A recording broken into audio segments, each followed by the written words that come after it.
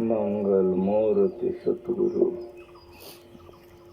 मिलवें सर्वाधार। मंगलमय मंगल करण बिनबऊं बारंबार। ज्ञान उदधिरु ज्ञान घन सतगुरु शंकर रूप। नमो नमो बहुआरहे सकल सुपूजन भूप। बंदों गुरुपद कंज कृपा सिंधु नर रूप हरि। महामोह तम पुंज जासु वचन रवि कर निकर। धन्य धन्य सतगुरु सुखदा महिमा कही न जाए। जो कछु कहूँ तुम्हारी कृपा मौतें कुछ न बसा। बोलिए प्रेम से श्री सद्गुरु महाराज की जय। सत्संग में पधारे पवित्र आत्माओं, सत्संगति दुर्लभ संसारा। निमिष दंड भरि एको बारा। बड़े भाग पाइए सत्संगा, बिनहि प्रयास होई भव भंगा। मनुष्य का शरीर मिले, अगर सत्संगति नहीं मिले तो वह मनुष्य मनुष्य नहीं रहता है, राक्षस हो जाता है। नीच कर्मों को करके दुर्गति में चला जाता है। मनुष्य शरीर की सार्थकता सत्संग में है। सत्संग से सुबुद्धि होती है, और जब सुबुद्धि होगी तो कुकर्म नहीं किया जाएगा, और सुबुद्धि नहीं होगी तो कुकर्म किया जाएगा। मति सुबुद्धि होती, कीरति गति भूति भलाई। जब जही जतन जहाँ जही पाई, सो जानब सत्संग प्रभाव। इस सत्संग पशु करेगा, पक्षी करेगा, पशु पक्षी नहीं करेगा। और सब काम करेगा। आहार निद्रा भय मथनं च सामान्य में तत्पशुभिर नरानां। ज्ञानं नरानां मद को विषेखो। ज्ञानो नहीं ना पशु समान। आहार भोजन को कहते, निद्रा शयन को कहते हैं, भय डरने को कहते हैं, और मैथुन परिवार बढ़ाने को कहते हैं। ये चार काम चींटी से लेकर हाथी तक सब करता है कि नहीं करता है? उतने काम हम लोग करें तो हम लोगों में और पशु में क्या फर्क से बताइए। संतों ने कहा ज्ञानं नरानां मद को विषेखो। जो मनुष्य ज्ञान अर्जन करता है वो पूजा के योग्य हो जाता है, और धरती पर से जाने के बाद उसके तस्वीर पर लोग फूल चढ़ाते रहते हैं। ये ज्ञान कहाँ मिलेगा? मनुष्य शरीर में, और शरीर में नहीं।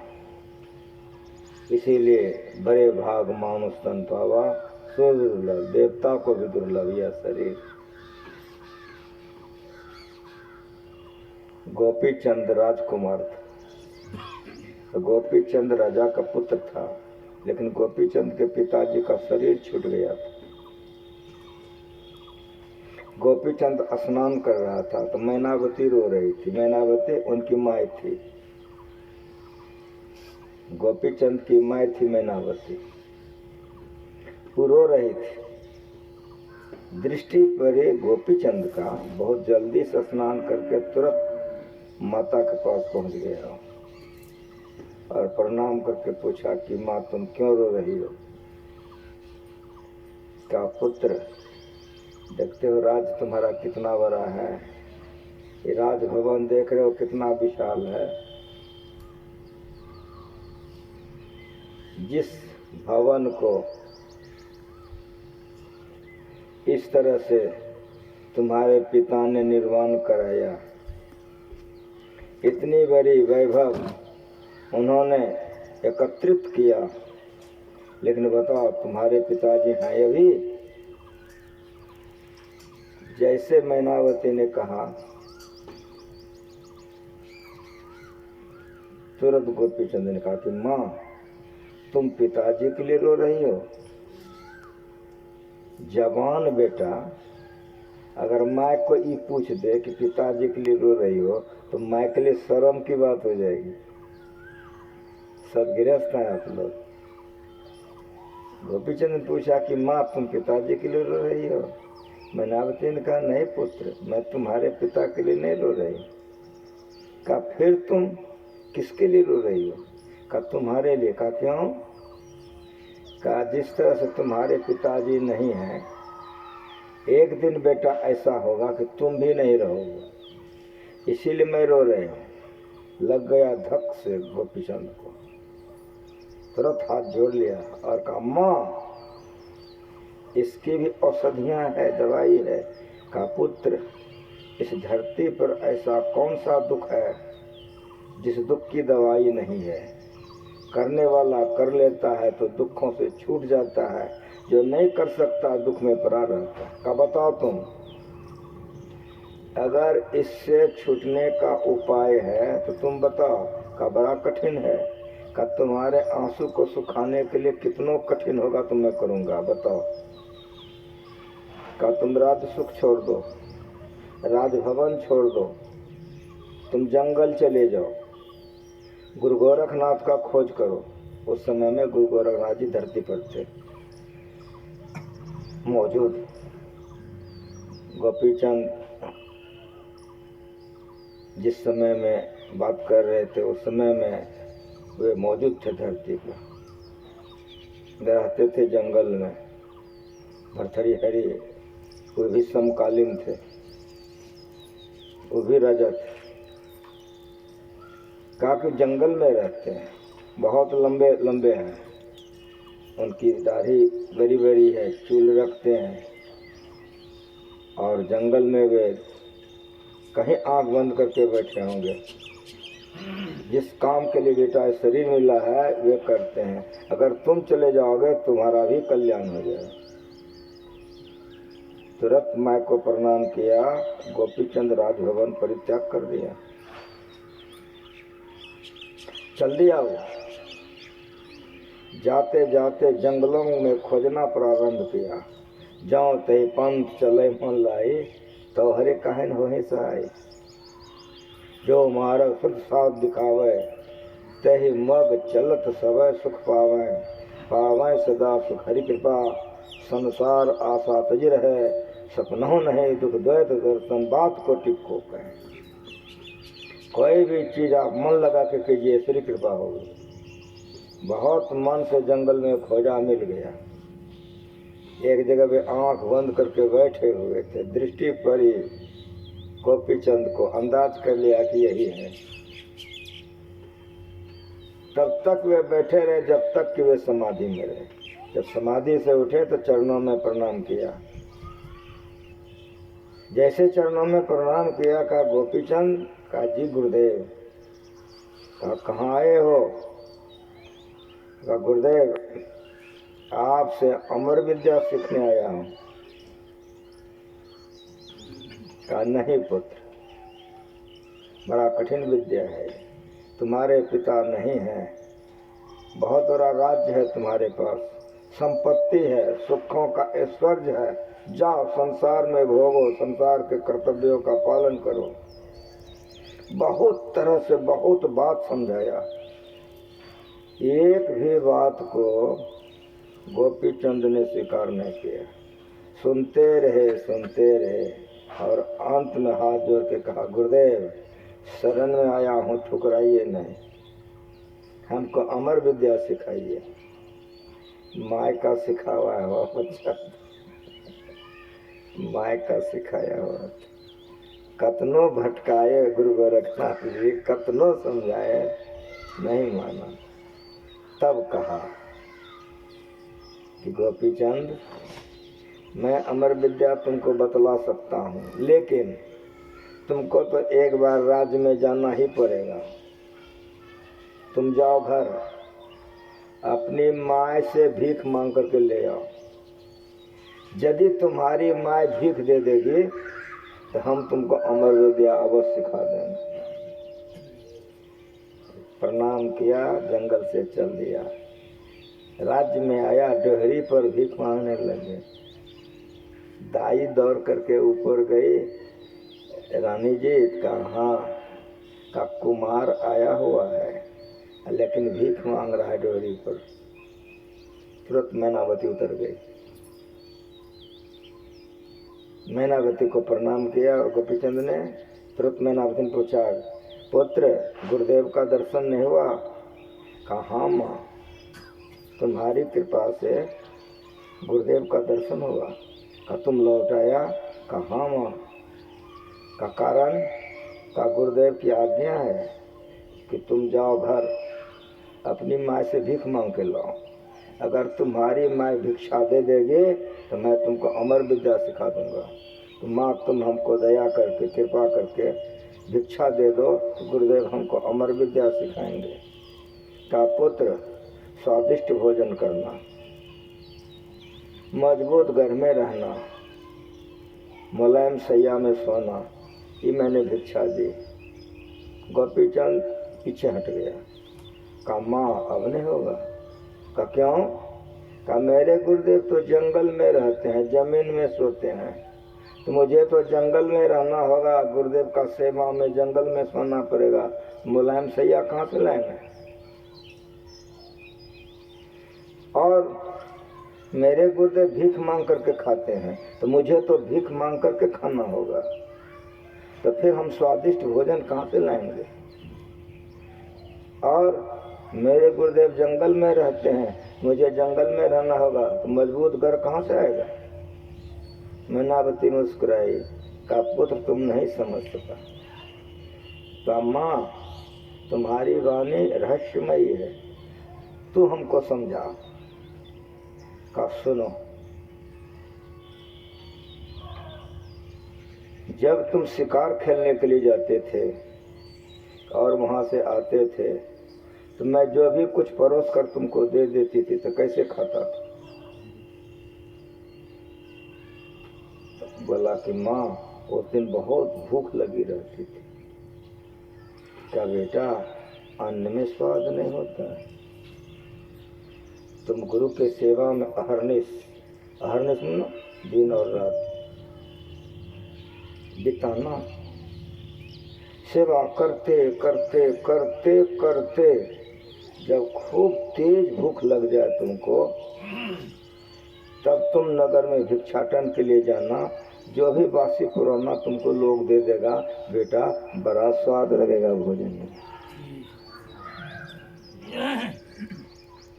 तुम बिछावन पर करवट बदलता था, मैं जाता था तो तुम कहता था कि नींद नहीं आती है, लेकिन जिस दिन बच्चों के साथ खेल करके आता था तुम जमीन में सो जाता था। मैं उठाती थी तो तुम उठता नहीं था।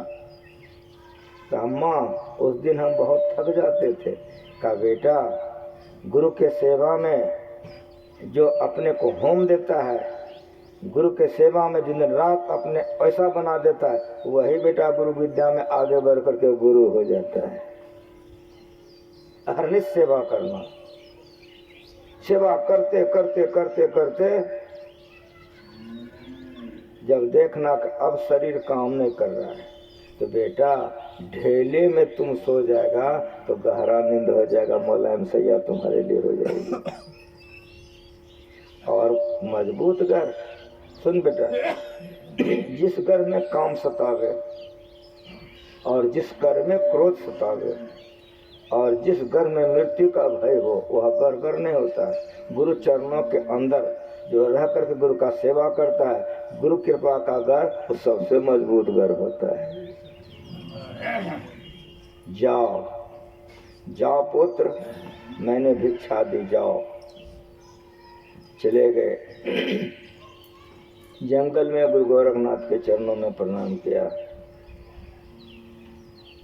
गुरु गोरखनाथ ने पूछा, गोपीचंद, काजी गुरुदेव तेरी माँ भिक्षा दे दी?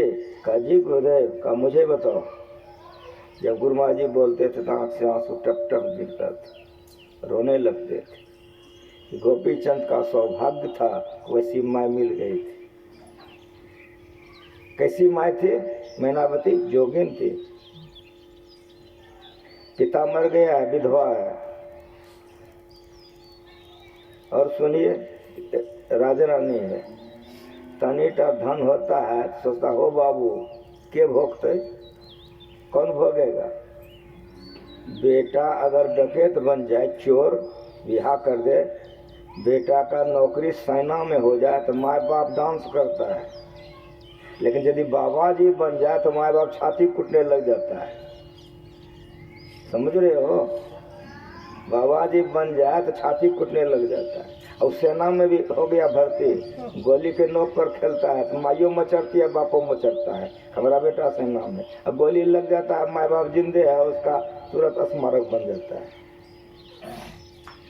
उस समय माँ बाप को दर्द नहीं होता है, क्या तो वहाँ नोटवा मिलता है ना। गोली लग जाता है, माँ बाप जिंदे है, जाकर के देखो, घूमते नहीं हो कितना माँ बाप जिंदे है, बेटवा का स्मारक बना हुआ है, गेट बना हुआ है, नहीं देखे हो? तो वहाँ माँ बाप डांस करता है। लेकिन अगर बाबा जी बन जाए तो माँ बाप को बर्दाश्त नहीं। क्यों? तो माँ बाप भोगी है, इसीलिए बच्चा को भोगी बनाता। जिस चूल्हे में जल करके माँ बाप मर रहा, उसी में बच्चे को जलाता है। ये भोग का चूल्हा है। मैनावती जोगिन थी, उसके मन में ये नहीं हुआ कि यदि बाबा जी बन जाएगा, भाग जाएगा तो हमारा राज कौन चलाएगा। क्यों? तो जोगिन थी। गुरु महाराज जी की आंख से टप टप आंसू गिरता था।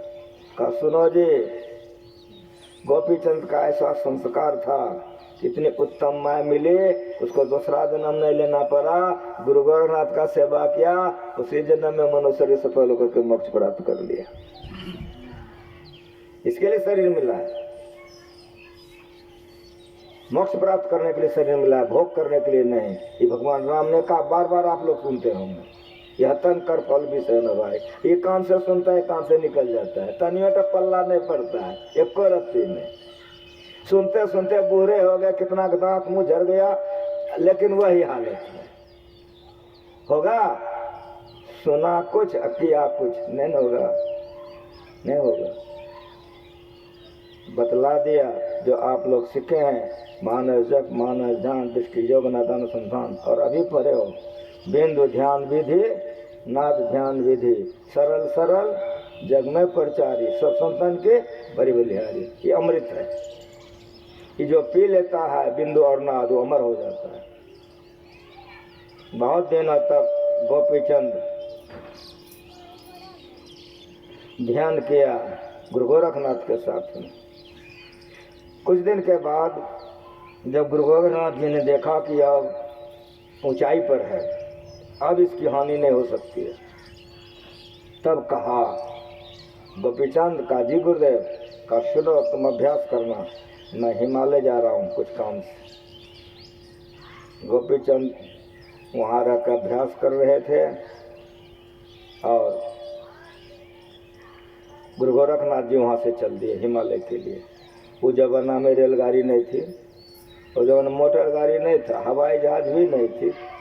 ये जो आप लोग चलाते हैं, 4 पहिया के बदला 2 पहिया, मोटरसाइकिलों के कुछ नहीं थे। उस जमाने में हाथी घोड़ा रहता था। साधु महात्मा की हाथी घोड़ा पर चढ़ेगा, साधु महात्मा पैदल ही चलता था।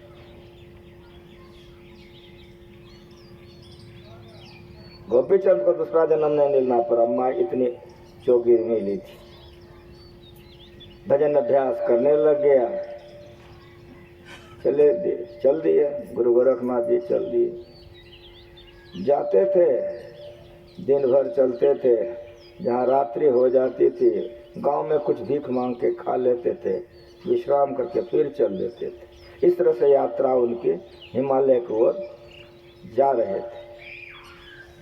एक दिन प्रातः काल उठ करके जा रहे थे, जाते जाते एक नगर के बाहर में बहुत सुंदर तालाब था, फूलों से लदा हुआ था, चारों घाट सुंदर बंधी हुई थी, जल बड़ा पवित्र था, सफाई बड़ी अच्छी थी।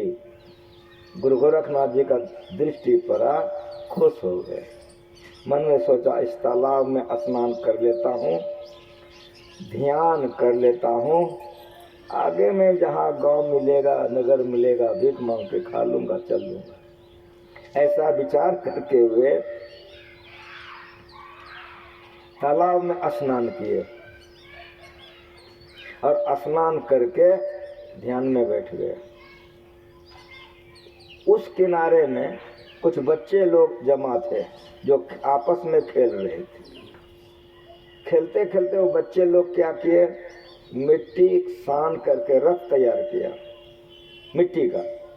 जब मिट्टी का रथ तैयार कर लिया तब मिट्टी का घोड़ा तैयार किया। जब घोड़ा भी बन गया तब सारथी बनाने लग गया जो चलाएगा।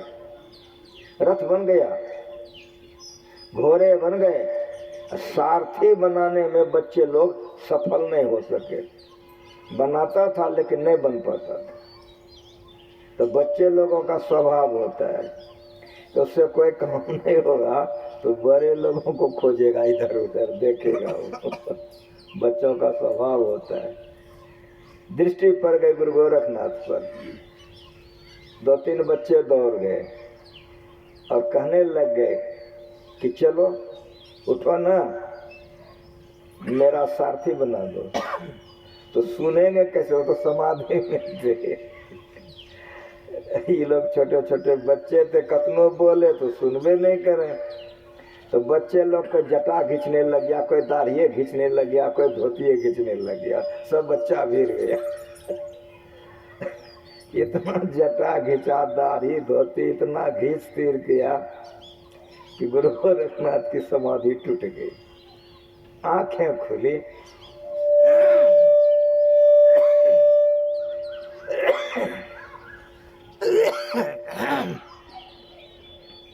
जब गुरु गोरखनाथ जी की आंखें खुली तो मन में क्रोध नहीं हुआ। क्यों नहीं हुआ? छोटे छोटे बच्चे थे। तो जो छोटे बच्चे होते हैं उसका हृदय बड़ा पवित्र होता है। जैसे शीशे की अलमारी की कोई वस्तु आप खूब देखते हो, संत महात्मा हमारे हृदय को वैसे ही देखते हैं। तो बड़े लोगों में काम क्रोध बुराइयां भरी रहती है, लेकिन बच्चों में नहीं रहता है। बच्चों का हृदय स्वच्छ पवित्र रहता है। वो लोग जटा उतना खिंचा, दाढ़ी खिंचा, धोती खिंचा, समाधि टूटे, लेकिन गुरु गोरखनाथ जी को क्रोध नहीं हुआ। देख करके मुस्कुराए, कहा क्या कहते हो? कहा रथ बना लिया हूँ घोड़ा, चलो मेरा सारथी बनाना। खींच के ले गया। जैसे गुरु गोरखनाथ वहां पहुंचे, देखिए कि समझ गए कि कोई साधारण बच्चा ऐसा नहीं। बनिया का बच्चा होगा ना, तरजू बना करके खेलेगा। किसान का बच्चा होगा तो हर जोतेगा वो। समझ रहे हैं? राजा का बेटा था ना, वो सब राजकुमार सब था। जैसे गुरु गोरखनाथ ने देखा कि रथ बनाया है, घोड़ा सारथी बनवा रहा है, तुरंत गुरु गोरखनाथ समझ गए ऊंचे तबके के बच्चे सब राजकुमार सब। गुरु गोरखनाथ जी ने कहा कि तुम लोग मेरी बात सुनो। कब बोलो? मैं सारथी बनाऊंगा, लेकिन पहले एक बात बताओ कि सच कुरवा बनाऊं कि झूठ कुरवा बनाऊं? सब बच्चा चिल्ला गया, झूठ कुरवा मत बनाना, सच कुरवा बनाओ। सब बच्चा चिल्ला गया कि झूठ कुरवा मत बनाओ, सच कुरवा बनाओ। गुरु गोरखनाथ ने कहा सच कुरवा बनाऊंगा तो मैं मट्टी नहीं सानूंगा, मट्टी सान सान के तुम लोग देते रहो। कहा हाँ हाँ हम देंगे, हम देंगे, हम देंगे। सब बच्चे तैयार हो गए कि हम देंगे, हम देंगे, हम देंगे। कहा सुनो, जब तक हम बनाते रहेंगे तब तक देना पड़ेगा, जब तक सारथी बन नहीं जाए तब तक मट्टी देना होगा। कहा हम देंगे, हम देंगे। कहा ठीक है, तो मट्टी सानो दो हमको। वो मट्टी साने लग गए। महापुरुषों की मौज होती है, पूर्ण थे। अब कह दिया कि सच कुरवा बनाओ, तो उन्होंने संजीवनी विद्या का आवाहन कर दिया। कौन? गुरु गोरखनाथ जी संजीवनी विद्या का उन्होंने आह्वान किया और बनाना प्रारंभ कर दिया। मिट्टी देते गए, आई बनाते गए, जब बन करके पूर्ण हो गया सब कलाओं से, तो सारथी ने पूछा, गुरुदेव रथ लेकर किधर चलूं? जैसे सारथी ने पूछा कि गुरुदेव रथ लेकर किधर चलूं, कि सब बच्चा भाग गया कि बाबा जी भूत बना दिया। सब भाग गया, गांव घर चला गया सब। हापुस तापुस राजा साहब बैठे हुए थे, तो बच्चों का स्वभाव होता है, सब घेर लिया, सब चिल्लाने लग गया, बाबा जी भूत बना दिया, बाबा जी भूत बना दिया। राजा साहब ने कहा कि क्या बात है? कहा हम सारथी बनाने के लिए कहे थे, भूत बना दिया। कहा क्या भूत बना दिया? कहा रथ बनाए थे घोड़ा, सारथी के लिए भूत बना दिया। कहा कि किधर ले जाएं? कहा कैसा है वो बनाने वाला? कहा कि बड़का बड़का उसको दाढ़ी है, ऐसे जट्टा है। राजा थे, जानते थे, पता नहीं गुरुदेव महाराज इधर आ गए हैं क्या। जब खींच के ले गया कि चलो देखना, बच्चों को तो कौतूहल हो जाती है ना, गार्जियनों को ना खींचता है वो। जैसे गए कि राजा तो पैर पर गिर के रोने लगे। गुरु गोरखनाथ को कहा, गुरुदेव बच्चों ने आज आपको बहुत तंग किया है, इसलिए गुरुदेव क्षमा कर दीजिए। गुरु गोरखनाथ ने कहा, क्यों रो रहे हो? आज मुझे बहुत आनंद आया है बच्चों के साथ खेलने में, ये लोग मुझको तंग नहीं किया है, मैं बहुत खुश हूँ बच्चों से। गुरुदेव चरण पड़ता, चलो ले गए, खूब बढ़िया से चरण धोए, बैठाए, भोजन कराए, विश्राम हुआ, सत्संग हुआ। जब जाने लगे तब राजा ने कहा कि गुरुदेव एक प्रार्थना करता हूँ। कहा बोलो। कहा सारथी हमको दे दिया गया। कहा नहीं, ये सारथी तुमको नहीं दूंगा, लेकिन तुम्हारे ही गांव में रहेगा ये। उसी गांव में एक जोगिन थी, विधवा, एक औरत थी, भक्तिन विधवा थी, बहुत पवित्र विधवा थी।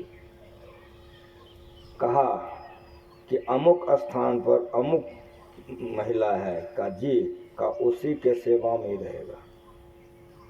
गुरु गोरखनाथ गए उनके यहाँ, कहा कि जब तक ये जीवित रहेगी तुम इसका सेवा करो, और जब ये नहीं रहेगी तो मेरे पास आ जाना। गहेली नाथ नाम सुने आप लोग? क्या?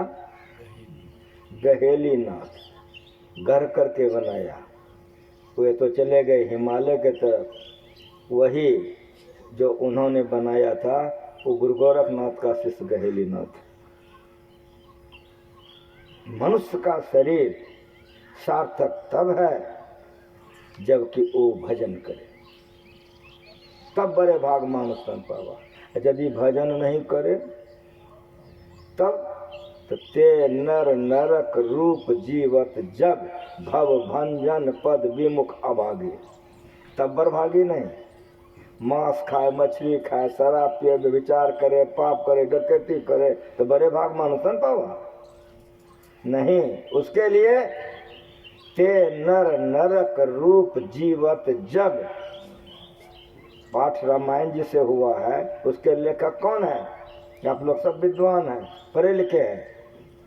उसके लेखक तुलसीदास जी महाराज हैं। और विनय पत्रिका के लेखक कौन है?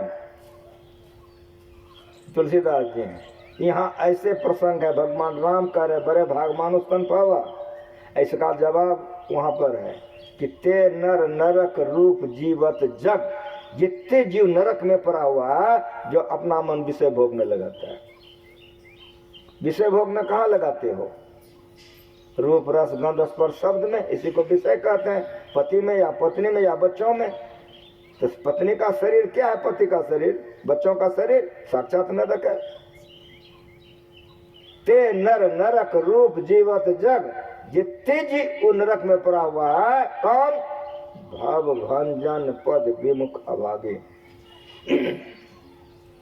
जो मालिक के चरणों में प्रेम नहीं करके विषय में मन लगाते हैं वो अभागा है। मनुष्य शरीर पाकर कैसा है मनुष्य? तो तुलसीदास जी महाराज लिखते हैं, सूकर स्वान सियार सरिसजन जनमत जगत जनन दुख लागे, ते नर नरक रूप जीवत जग भव भंजन पद विमुख भागी। वह सुगर है, वह सियार है और वह कुत्ता है। मनुष्य के शरीर में रहकर सुगर है वो, सियार है वो, कुत्ता है वो। सुकर स्वान सियार सरिस जन जनमत जगत जनन दुख लागे। सुगरिया को देखिए कितने बच्चे वो जन्म देती है, कितना छातियां है, पीटता है वो। सुगरिया को क्या मिलता है? कुतिया को देखो कितने कितने बच्चे हैं, कुतिया क्या मिलता है? उसी तरह सियारनी जंगल में होती है, केवल माँ को सताने के लिए बच्चा होता है। उसी तरह से यदि भगवान का भजन नहीं किया तो केवल माँ को और संसार को दुखाने के लिए उसका जन्म हुआ है। इसलिए वो कैसा है? सूकर स्वान सियार सरिसजन जनमत जगत जनन दुख लागी। पुत्रवती जुवती जग सोए रघुपति भगत जासुत। वह माँ धन्य है जिसका संतान भगवान का भजन करता है, अपना तो कल्याण होता है, माँ बाप का कोख पवित्र हो जाता है। इसीलिए बेटा को इंजीनियर बनाओ, डॉक्टर, मछली खाए शराब पिए, दूसरे को वो बेटे को लेकर कलम में जाए, वैसा माँ बाप को धन्यवाद नहीं है।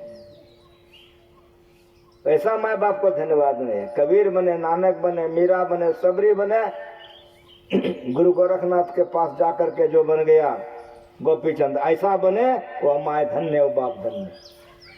इसलिए इसकी पढ़ाई कॉलेज में नहीं होता है और इसकी पढ़ाई स्कूल में नहीं होता है। और सब माए बाप कॉलेज स्कूल बच्चा को भेजता है। कोई माए बाप को गरज पड़ता है कि बच्चे से सत्संग में ले जाए?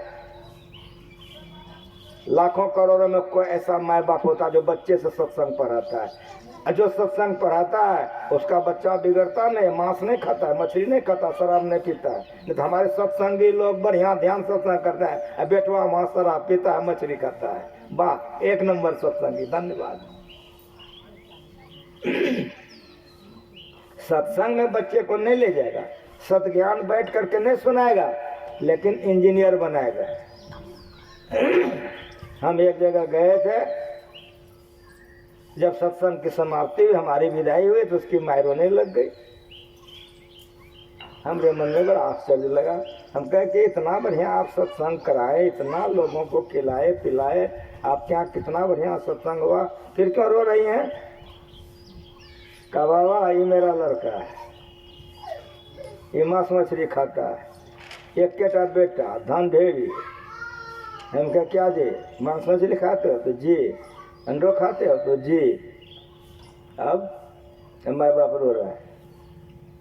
तब उसको हम पूछें उतना आदमी के बीच में, अंडा खाते हो तो अंडे में क्या है? का प्रोटीन है। हम कहें कि इंजीनियर हो, एमए पढ़े हो, वो गुण है, पदार्थ बताओ। अब मुँह देखने लगे। तब उसको हम समझाएं कि अगर नहीं खाओगे तो मुर्गा मुर्गी हो जाएगा। कहा खाओ बाबा। हम कहे मुर्गा मुर्गी का रजबीज है और चाटोगे? कान पकड़ लिया, रोने लग गया, पैर पकड़ लिया कि बाबा कोई नहीं इस तरह से समझाया था, आज से हम मांस मछली छोड़ दिए। माँ बाप खुश हो गया तुरंत। समझ में आ रहा है? बच्चे का दोष है कि माँ बाप का? साथ साथ बोलो सब माँ बाप बैठे हो। ऐसे माँ बाप को हम फूल चढ़ावे ना, हाँ बोलो जरा। मांस नहीं खाना चाहिए, मछली नहीं खाना चाहिए, सत्संग में जाना चाहिए, इस सुनाने के लिए माँ बाप को फुर्सत नहीं है। लेकिन टका गिन करके देना बंद है, और जब वो बर्बाद हो जाता है तब कहता बाबा समझाइए न। तो समझाने के लिए बाबा जी, और खिलाने के लिए तुम। टका गिन गिन के दियो शराब पीने के लिए। मैं जो बोलता हूँ प्रमाण के साथ बोलता हूँ। मेरे भागलपुर में बहुत बड़े अफसर अभी जीवित हैं, अभी जीवित हैं, बहुत बड़े अफसर हैं, बहुत बड़ा मकान घर है उनका, और एक बेटा, और बाप से भी बड़ा अफसर बना, कलकत्ता में जिंदा है वो, उसका बेटा। जब जितना बड़ा अफसर होगा तो ब्याह वही न होगा, वही घर में ब्याह हुआ। जब शादी ब्याह हो गया तब सास ससुर को होगा ना अब बेटा बहू का आनंद लेने के लिए जाए कि नहीं, सब माए बाप में बैठे हो। भागलपुर से गया वहाँ कलकत्ता जब कलकत्ता गया फ्रिज खोला तो मांस, चौका में मछली, शराब का बोतल। ससुआ का तो माथा भारी हो गया, तो पुतों को समझाने लगी। अब पुतों को साधारण नहीं थे, बहुत ऊंचे दर्जे की पढ़ी लिखी थी।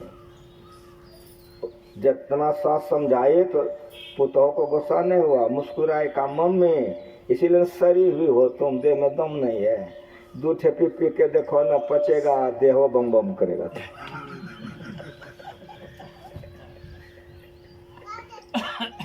वो अपना समझावे, ये अपना समझावे का मम्मी इसीलिए ना तुम ऐसी हो, देखो अभी मैं मांस बनाती हूँ, तुम खा मांस भात, देखो कैसा देह बम बम करेगा। अब ये समझाना चाह रहे, वो समझा रहे है, कोई गुस्सा नहीं, खूब प्रेम से। अब बोतल ले आई, मम्मी पी के देखो। अब क्या करेगी, जब देखेगी अब एक कोटो दाल नहीं गलेगा तब क्या करेगी। ससुरवा के पास जा करके सब बोली तो ससुरवा का आंख लाल होबे न करेगा। बेटा आया ऑफिस से रात में, प्रणाम करने गया, का बैठो, समझाने लगा। बेटा ने कहा पिताजी ये तो अपने माता पिता के घर से ही खाते पीते हैं, ये तो वहीं से खाती पीती है, और पिताजी ये तो बंगाल है, यहाँ पर प्राय सभी लोग खाते पीते हैं, इसीलिए पिताजी आप लोग भागलपुर ही चले जाइए तो अच्छा है। रो रो के सुना रहा था, जैसे आज हमको मास्टर साहब बुलाए, इनके घर पर हम सत्संग कर रहे हैं डॉक्टर पूर्णिया में, सर हमको बुलाया था, तब हम पूछें फलाने बाबू, हम कहे जी, हम कहे जिस समय में कि आपका लड़का कलकत्ता में पढ़ता था, जब रुपया देते थे तो कभी पूछे थे कि हमारे बेटा क्या क्या खाते पीते हो, कि बुढ़िया बिगड़िए गए, कभी नहीं पूछा, इसलिए पहले छरवा बिगड़ गया था, अब क्या मानेगा। समझ में आ रहा है। बाबा आशीर्वाद दिए, आशीर्वाद क्या हम में फरता है कि आशीर्वाद दे दें हम। जीवन भर बच्चों को बर्बाद कर दिए, कॉलेज में पढ़ने के लिए टका दिया, स्कूल पढ़ने के लिए भेजा, इन्हें सत्संग में ले जाए, ज्ञान सुनावे कि प्रहलाद बनेगा, ध्रुव बनेगा, कबीर बनेगा, नानक बनेगा, दोस्त करेगा माँ बाप, अब मरेगा बच्चा को। बच्चे से शिक्षा दिया जाता है। अगर गोपी चंद को उसकी माई शिक्षा नहीं देती तो आज धरती पर कितना राजकुमार चला गया, लेकिन जब तक धरती रहेगी गोपी चंद अमर रहेगा। अपने ठीक ठीक बोलो। संतों के पास अमर विद्या है, संतों के पास अमर विद्या है। इसीलिए प्रत्येक माता पिता का कर्तव्य बनता है कि छोटे से बच्चों को सत्संग में ले जाए, सद्ज्ञान सिखावें। अगर छोटे से बच्चा मांस नहीं खाएगा, मछली नहीं खाएगा, शराब नहीं पिएगा, वो बच्चा बिगड़ेगा। तो ये कराने के लिए नहीं माँ को छुट्टी है, नहीं बाप को छुट्टी है। और जब डकैत बन जाएगा, लात जूता खाएगा, तब माइयों को फुर्सत होगा बापों को समझाने के लिए। बुझेगा वो। अब धर्म ग्रंथ को पढ़िए, जब तक छोटा आपका पुत्र है, जब बड़ा हो गया तो आपके बराबरी का हो गया, और जब औस बड़ा हो गया, आप बुरे हो गया, तो बाप बन गया, आप बेटा बन गया। धर्मशास्त्र को पढ़िए कि जो कहे सो मानिए। नियम नियम न है। जिस समय बच्चों को सिखाया जाएगा उस समय न सिखाइए। मैनावती माँ थी, सिखा दे तो आज मैनावती में मरा, और जब तक धरती रहेगा गोपी चंद अमर रहेगा। यह तन कर फल विषय न भाई, स्वर्ग और स्वल्प अंत दुखदाई, नर्तन पाए विषय मन देहि, पलट सुधाते सट बिसले ही, ताय कमो भल कहे न कोई, गुंजा करे परसमणि खोई, आकर 4 लक्ष 84, जौन भ्रमतिया जीव अविनाशी, फिरत सदा माय आकर प्रेरा, काल कर्म स्वभाव गुण घेरा, कब हुक करि करुणा निर्देही, देत इस बिन हेत सनेही। जिस मालिक ने इतना बढ़िया शरीर दिया है, अगर माँ बाप उस ओर झुका दे और भजन ध्यान स्वयं करे तो जीवन सफल हो जाएगा। इसलिए हम लोगों को चाहिए कि सत्संग रोज करें, ध्यान रोज करें। व्यभिचार चोरी नशा हिंसा नहीं करें, पापों से डरें। जो पाप नहीं करता है वो शांति से रहता है, जो पाप करता है वो अपने भीतरे भीतर अशांत रहता है, वो पाप उसी को खा जाता है। पाप करने वाले भीतर भीतर अशांत रहता है। कतनो छिप करके पाप कर लो वो तुम्हारे लिए घातक है, और कोई जाने के नहीं, तुम तो जानते हो, इसलिए तुम रोओगे। जैसे जैसे कुकर्म याद आएगा तो रोओगे, और ये कुकर्म नरक ले जाएगा। इस जन्म में भी, इस शरीर में भी, इस संसार में भी लोग दुखी रहते हैं, पकड़े जाते हैं, मारपीट खाते हैं, जेल जाते हैं, क्या क्या होता है। ऐसे जीवात्मा मर जाएगा, सदगति होगी। जाओ परलोक, यहाँ सुख चाहो, सुन वतन हृदय दीर्घाओ। अगर यहाँ भी सुखी से रहना चाहते हैं और मरने के बाद भी सुख शांति रहते हैं तो गुरु करके ध्यान कीजिए, बच्चों को सिखाइए। संत महात्मा गण को रोटी कपड़ा नहीं घटा है, लेकिन यही घट गया है, लोगों में सदाचारिता आ जाए, लोग सुधर जाए, देश सुधर जाए तो साधु महात्मा को शांति मिलती है। इसीलिए गुरु महाराज जी समाधि का सुख छोड़ करके देहात संहर पैदल घोड़ा पर बैलगाड़ी पर चल चल के ज्ञान का प्रचार किया। हम लोग इसको मानेंगे, हम लोगों का कल्याण होगा। हम लोगों को ब्रह्म बेले में उठ करके ध्यान करना चाहिए, स्नान के बाद ध्यान करना चाहिए, चलते फिरते जप करना चाहिए। शाम हो गई, नित्य सत्संग गति करो बनाइए, अंदर बाहर द्वय विधि भाई। धर्म कथा बाहर सत्संग, अंतर सत्संग तो धर्म कथा बाहर सत्संग। का समय खत्म हो गया। कहेगा क्यों? तो भगवान सूर्य अस्ताचल जा रहे हैं। अब हम लोग एक भजन सुन ले, आरती कर ले, सत्संग छोड़ देंगे ना? सत्संग नहीं छोड़ेंगे। अब कौन सत्संग करेंगे? अंतर सत्संग। जो लोग सीख लिए हैं बैठ करके ध्यान कीजिए। फिर कल सवेरे आप लोग आइए, कल सवेरे हम रहेंगे। कल रात में तो लोग आएंगे नहीं, रात में तो स्तुति प्रार्थना तो होगी ही। कल सवेरे 6:30 बजे से स्तुति प्रार्थना भजन कीर्तन होगा, 7 बजे से स्तुति होगी। कल सवेरे सत्संग करके कुछ हम जलपान करके यहाँ से निकल जाएंगे।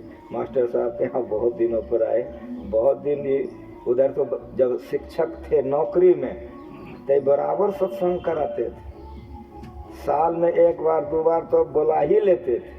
नौकरी छूट गए तो टका ढेर मिल गया, बस सत्संग ही छूट गया। तो मैंने कहा कि मास्टर साहब ये क्या हो गया? कहा कि नहीं बाबा सत्संग कराएंगे, जरूर कराएंगे। एक तो मास्टर और वो हंस रहे आगे जहाँ रिटायर हो जाते हैं सत्संग वो रिटायर हो जाता है। हमको समझे नहीं, हमरे मनवा का मास्टर लोग रिटायर करेंगे तो ज़्यादा कराएंगे, तो रिटायर करते सत्संग छोड़ दिए, कराने छोड़ दिए।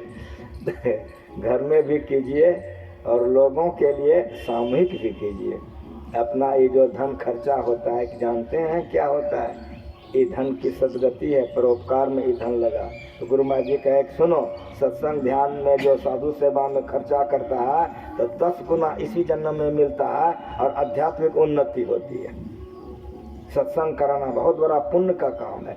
इसमें लोगों का सुधार होता है, समाज का सुधार होता है, देश का सुधार होता है, कल्याण होता है। तुमने गुरु महाराज जी समाधि सुख छोड़ के प्रचार किए। हम लोगों को चाहिए कि सत्संग का प्रचार प्रसार करें, अपने भी सत्य ज्ञान पर चलें, लोगों को भी शिक्षा दें, तो हमारा भी कल्याण होगा, लोगों का भी भलाई होगी। प्रेम से बोलिए। माइक वहाँ दे दो, एक तो भजन होकर आरती हो जाएगी।